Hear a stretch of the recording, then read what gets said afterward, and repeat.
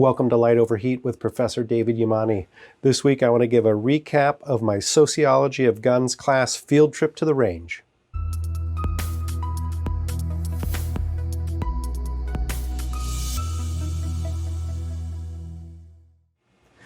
You'll have to excuse me if I sound a little sick. It's because I am a little sick, but I really want to press ahead with getting these videos done because my Sociology of Guns class field trip to the range is something that I think people are extremely interested in. It's something that is a real high point of the year for me.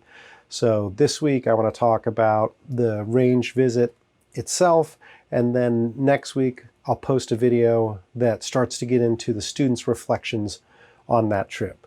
So once again this year, and this was my 9th consecutive year taking Wake Forest University students to the range, I have 16 students, which is fairly typical.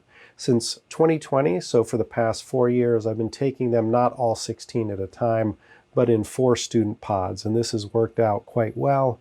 I think it's a less intimidating situation. There's less standing around. It's easier for me to stay on top of what the students are doing. In this case, as in the previous 4 years with these 4 student pods, all 16 of the students took the opportunity to shoot all 3 guns that they were offered: a .22 pistol, a 9mm pistol, and an AR style rifle. Now, like most previous classes, this class included a lot of people who did not have much shooting experience. 7 of the 16 students had never shot a gun before. A couple of the students had shot once before, a couple more had shot a couple times.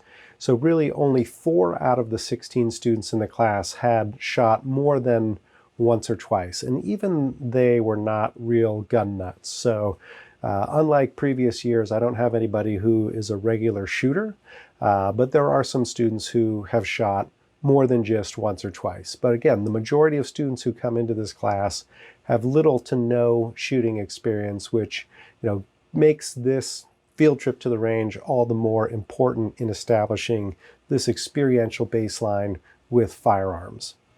Now, sociology classes are typically more demographically diverse than many other classes at the university, and in this case it's no different.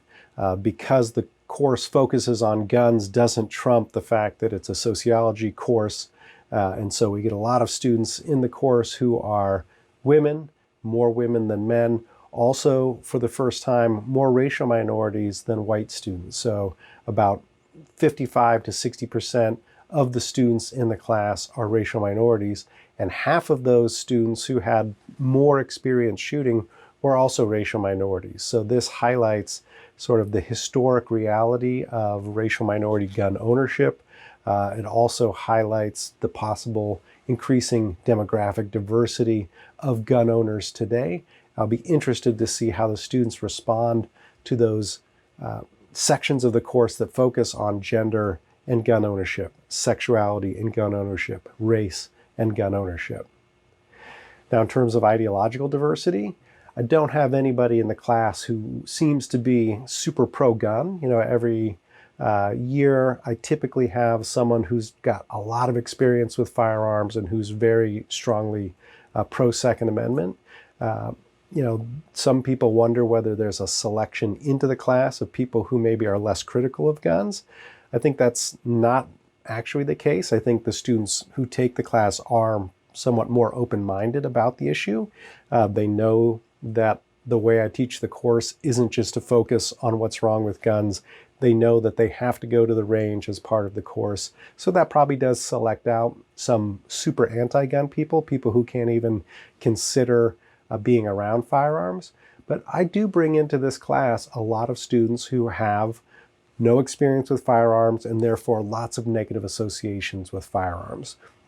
And as we'll see in the range reflections that I'll start to post on my Gun Curious blog and that I'll try to summarize in next week's Light Over Heat video, there is some cognitive dissonance and internal conflict that these students feel, that they have such negative views of guns coming in, but that they see that guns can be used in a safe manner in our class field trip.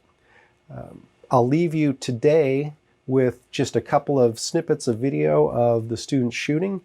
Because I am monitoring the shooting, I don't have an opportunity to take a lot of pictures and videos. My wife also was in class, so she only kind of came in at the end of the day. But enjoy a couple of short snippets of the students shooting at the range, and stay tuned next week for those students' reflections on this field trip experience.